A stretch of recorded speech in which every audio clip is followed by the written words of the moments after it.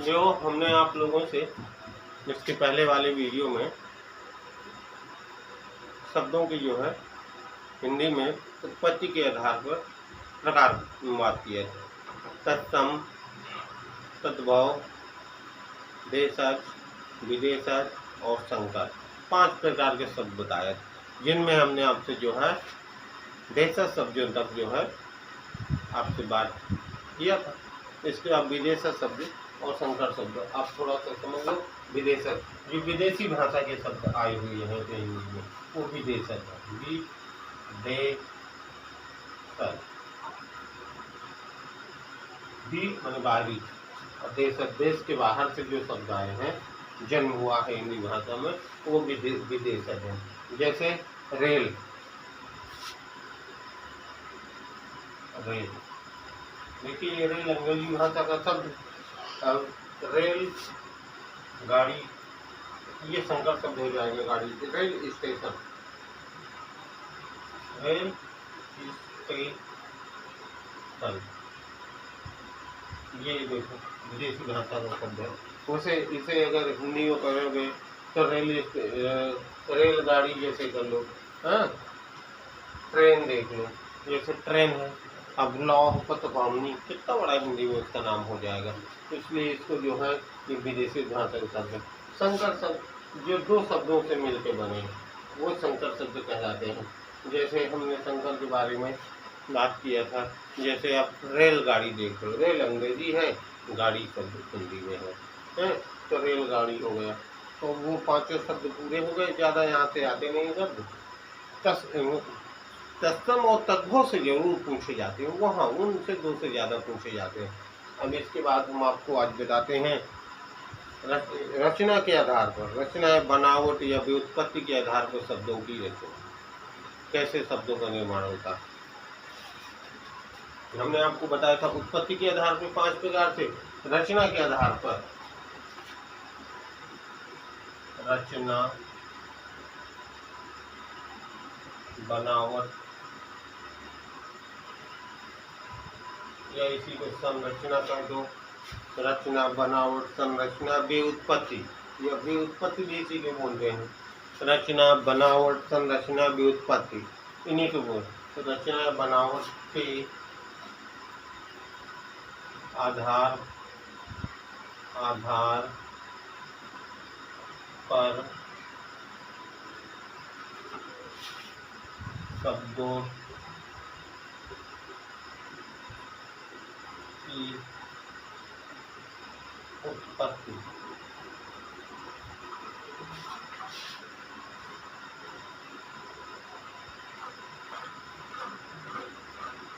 रचना, बनावट या संरचना के आधार पर शब्दों की व्युत्पत्ति, ये 3 प्रकार से। कितने प्रकार की हैं?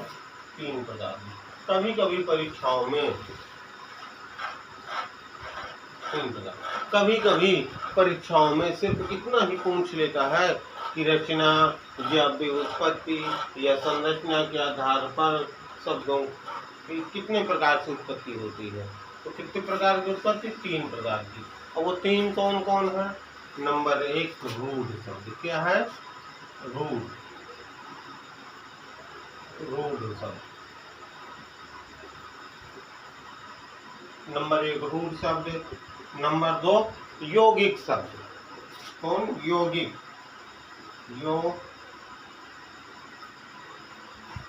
यौगिक शब्द। हमने आपको बताया कि आप हिंदी भाषा पढ़ने या लिखने में उसका विश्लेषण करना सीखें। जैसे यौगिक कैसे बना, या योग धन इक, जब योग में इक प्रत्यय जुड़ता है तब यौगिक बनता है। क्या बना? यौगिक बना। इक प्रत्यय, देखो इक प्रत्यय की विशेषता है कि पहले को दीर्घ कर देता है ये, और तो ये यो का औ कर दिया और ग का ई की मात्रा लग गई और का जुड़ गया यौगिक। योग में इक प्रत्यय जुड़ने से यौगिक बना। रूढ़ शब्द, यौगिक शब्द, योग रूढ़ शब्द। तीसरा नंबर क्या है? बताया 3 प्रकार की है। योग रूढ़ शब्द, योग रूढ़, योग रूढ़ शब्द, योग रूढ़, रूढ़ शब्द, यौगिक शब्द, अयोग रूढ़ शब्द, योग रूढ़ शब्द। अब जो रूढ़ शब्द क्या है, जिनका अपना एक निश्चित अर्थ होता है, उनमें किसी प्रकार का जोड़ा घटाव नहीं किया जा सकता। जैसे पेन, पेन, कुर्सी, छत, देखिए इनमें न तो कोई कुछ जोड़ा जा सकता न घटाया जा सकता। ये रूढ़ शब्द हैं, ये ज्यों के त्यों उसी तरह बने होते हैं, बने रहते हैं, इन्हें रूढ़ शब्द कहते हैं। अब यौगिक शब्द क्या है, इन शब्दों के साथ में जोड़ा भी जाता है, घटाया भी जाता है और इनमें विश्लेषण किया जा सकता है, जैसे हमने बताया। अब यौगिक है, यौगिक में ही देख लो, इसका मूल शब्द क्या है, रूढ़ है, योग। अयोग में जब एक जुड़ता है तब यौगिक हो जाता है। इनमें जैसे देख लो, विद्यालय, विद्यालय, देख लो। अब विद्यालय, इनमें मूल शब्द क्या है, जैसे देख लो, अभी इसमें जुड़ा भी है, ये विद्या हो गया, अब विद्या में आलय हो गया, आलय, ये विद्यालय हो गया। अब इनमें मतलब जोड़ा जा सकता है। वैसे इनके आधार पर हम कहते हैं यौगिक में मेन रूप से। अब यहाँ पे थोड़ा सा हम समझाते हैं आपको कि इन्हें कैसे जोड़ा घटाया जा सकता है यौगिक शब्दों में। तो यहाँ देखिए, हम आपको मिटाते हैं फिर बताएं।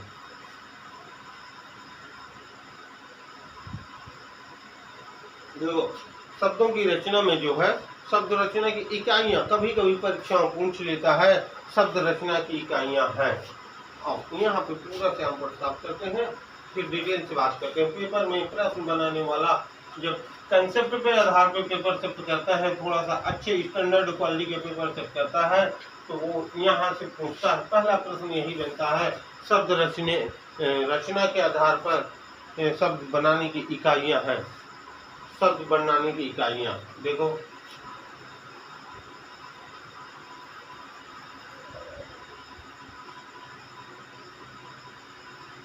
के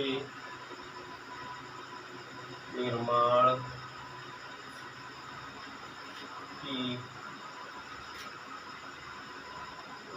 इकाइयां।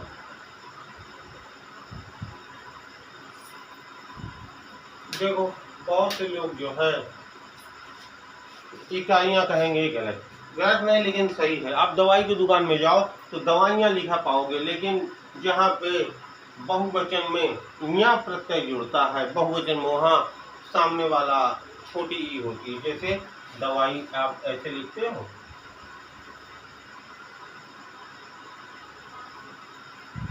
दवाई, दवाई तो ये सही है, लेकिन दवाइयाँ लिखना है तो दवाइयाँ। अब देखो, यहाँ प्रत्यय जुड़ने से ये ई छोटी हो गई। उसी तरह इकाई तो ये सही है, इकाई, लेकिन जब इनमें यह प्रत्यय जोड़ोगे तो ये ई जो है लघु हो जाएगी दीर्घ से, समझा। अब देखिए,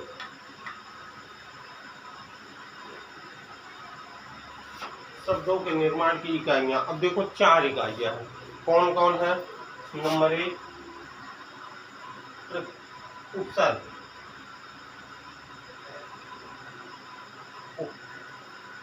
उपसर्ग, उपसर्ग। दूसरा नंबर प्रत्यय, प्रत्यय। तीसरा नंबर संधि,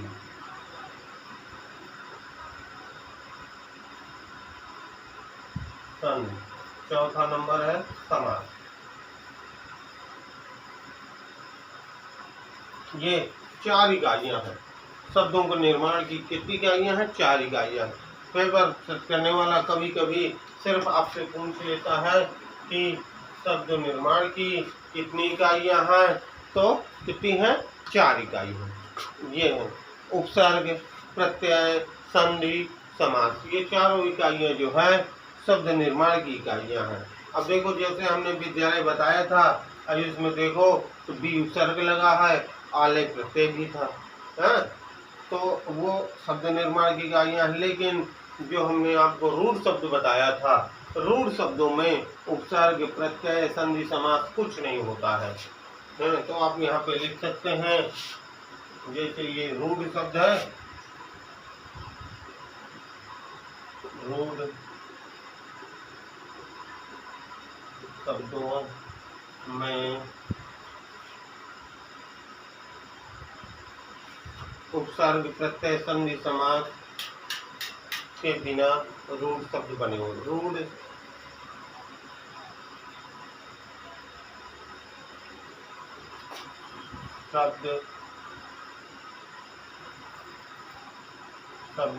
रूढ़ शब्दों में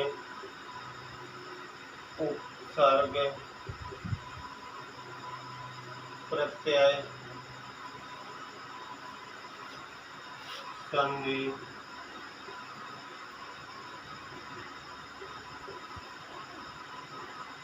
समास, रूढ़ शब्दों में उपसर्ग प्रत्यय संधि समास, रूढ़ शब्द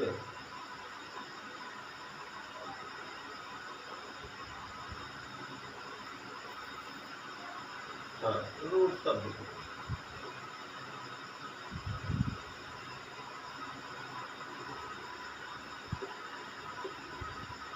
रूढ़ शब्द उपसर्ग प्रत्यय संधि समास से रहित होते हैं। जैसे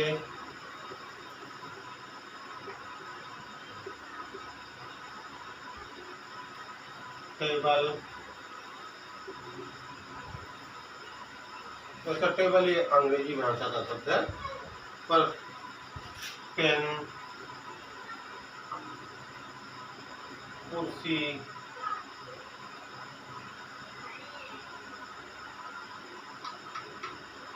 मेज, कुछ भी लगभग जो शब्द मतलब निश्चित अर्थ प्रकट करते हैं, इनमें ये रूढ़ शब्द हो गए। अब इनके बाद जो है रूढ़ शब्द उपसर्ग प्रत्यय संधि समास से रहित होते हैं, मतलब इनमें रहित मानी बिना उपसर्ग के प्रत्यय के संधि के इनका निर्माण होता है, रूढ़ आ गए। अब यौगिक शब्द,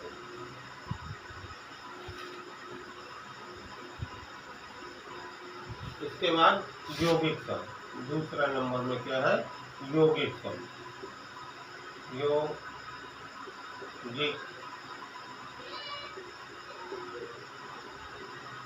यौगिक शब्द देखिए, जिन शब्दों में उपसर्ग प्रत्यय या संधि समास के योग से बने होते हैं, सहित बने होते हैं, वो यौगिक शब्द कहलाते हैं। जिन शब्दों में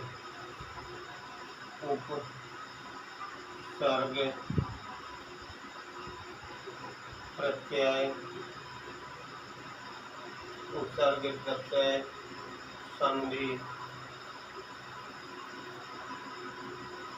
सहित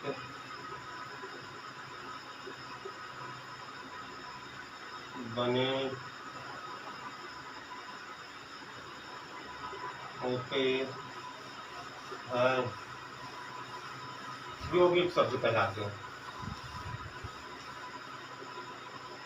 यौगिक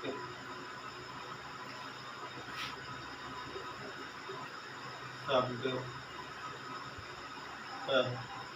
कहलाते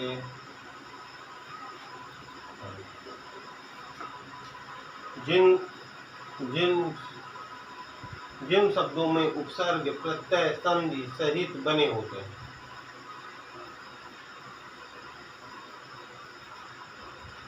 जिन शब्दों में उपसर्ग प्रत्यय संधि सहित बने होते हैं, जो शब्द यहाँ जिनकी जगह जो शब्द, जो शब्द उपसर्ग प्रत्यय जो शब्द उपसर्ग प्रत्यय संधि सहित बने होते हैं यौगिक शब्द कहलाते हैं। अब आपने कहा कि सर आपने समास छोड़ दिया, यहाँ पे आपने समास लिखा था। हाँ, समासिक शब्द होते हैं, लेकिन वो समास सिर्फ जो है कुछ शब्द ऐसे हैं कि बहुब्रीहि समास में ही प्रयुक्त होते हैं, वो हम आपको बताएंगे। बहुब्रीहि शब्द जैसे जिनका तीसरा अर्थ निकलता है, वो कुछ शब्द हैं कि बहुब्रीहि समास में निकलते हैं। तो समासिक शब्द जो है बहुब्रीहि समास में आते हैं, आ जाते हैं। जैसे अब हम आपको बताएंगे तो वहाँ पे समास का वर्णन करेंगे। तो आपने यौगिक शब्द देख लिया। यौगिक शब्द के उदाहरण जैसे विद्यालय है, क्या हो गया, विद्यालय है। और बहुत से शब्द ऐसे हैं जो दो शब्दों से जिनका संधि विच्छेद किया जा सकता है, जो तत्सम वर्ण होते हैं, वो सभी जो है यौगिक शब्द होते हैं। विद्यालय हो गया, गणेश तो उसका गजानन के है, वो बहुवी में चला जाएगा। विद्यालय है। दीर्घ संधि युक्त शब्द जो है जिनका संधि विच्छेद किया जा सकता है, जिन्हें तोड़ा, जैसे यौगिक है आपस में, यौगिक हो गया। और समास हो गया, जैसे सम धन आस होता है, इसका यही टूट जाता है, समास है शब्द देख लो, सम धन आस। अब ये कर दो, यौगिक शब्द है समास, इसी को तोड़ के देख लो। अब संधि है, जैसे संधि के देख लो, ये सम धन और धी, सम माने समान, धी माने बुध, तो ये जो है यौगिक शब्द हो गए। अब आइए हम आपको बता दें योग रूढ़ शब्द। कौन शब्द, योग रूढ़ शब्द।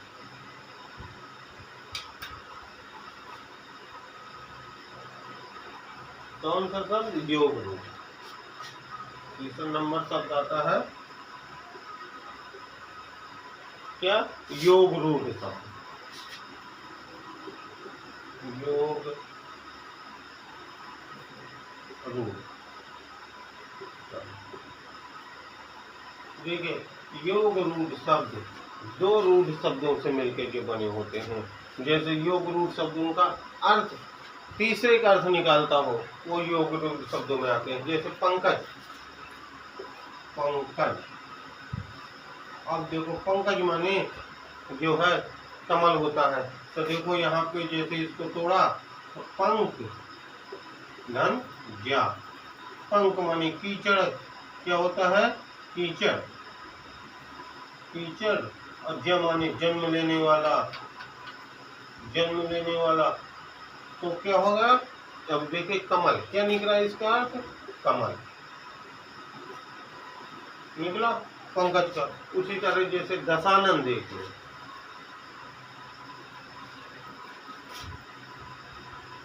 दशानन, दशानन अर्थात 10 प्लस आनंद, दशानन, जिसके 10 गिनती हो गए, आनंद मुख, जिसके 10 मुख है, अर्थात कौन, रावण निकलता। कौन हुआ दशानन का, रावण, रावण। जैसे गजानन, गज आनंद, क्या है, गजानन, गजानन। अब देखिए इसे, गज माने हाथी होता है, और आनंद माने मुख, आनंद चेहरा, जिसके 10 चेहरे हैं, चेहरा, तो गज माने हाथी,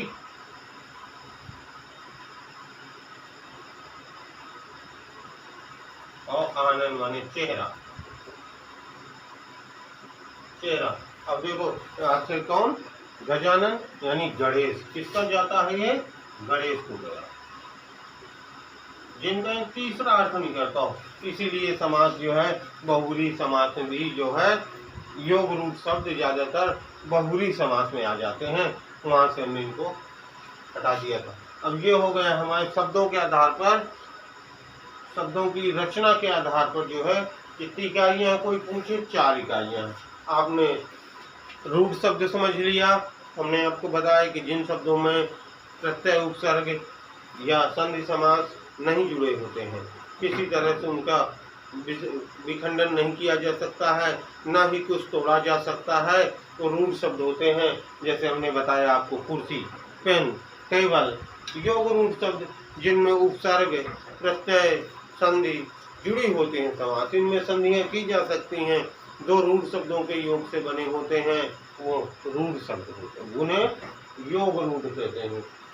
यौगिक शब्द कहते हैं, यौगिक बताया। अब योग रूढ़ शब्द, इनमें भी जो है दो रूढ़ शब्द होते हैं, लेकिन उनका जब अर्थ तीसरे की ओर प्रकट करता है, इशारा करता है, वो योग रूढ़ होते हैं। हम आज आपको जो है शब्दों की रचना, व्युत्पत्ति या संरचना के आधार पर भेद बताया है। हम अब आपको कल बताएंगे। कल आपको जो है हम अर्थ के आधार पर बताएंगे। किसके आधार पर बताएंगे? अर्थ के आधार पर शब्दों के भेद। अर्थ के आधार पर शब्दों के दो भेद हैं, सार्थक भेद, निरर्थक भेद। लेकिन एक चीज है कि जब हमने वर्णों की परिभाषा पढ़ा है शब्द के, दो या दो से अधिक वर्णों के योग से बना सार्थक शब्द ही जो है सार्थक शब्द, दो या दो के अधिक वर्णों के योग से निर्मित सार्थक शब्द ही निवह है। तो वो जब सार्थक शब्द हैं तो निरर्थक हो गए, क्योंकि निरर्थक भी तो वर्णों से बनते हैं। इस चीज़ का जवाब हम आपको कल देंगे, कल बताएंगे। आप लाइक शेयर सब्सक्राइब करो। हम आपको कल फिर वीडियो देंगे। कि आपको हमारा पढ़ाना पसंद आया हो तो लाइक सब्सक्राइब और शेयर करो, लिंक भेजो, ज़्यादा से ज़्यादा लोगों को जोड़ो। हम वीडियो डालते रहेंगे। धन्यवाद।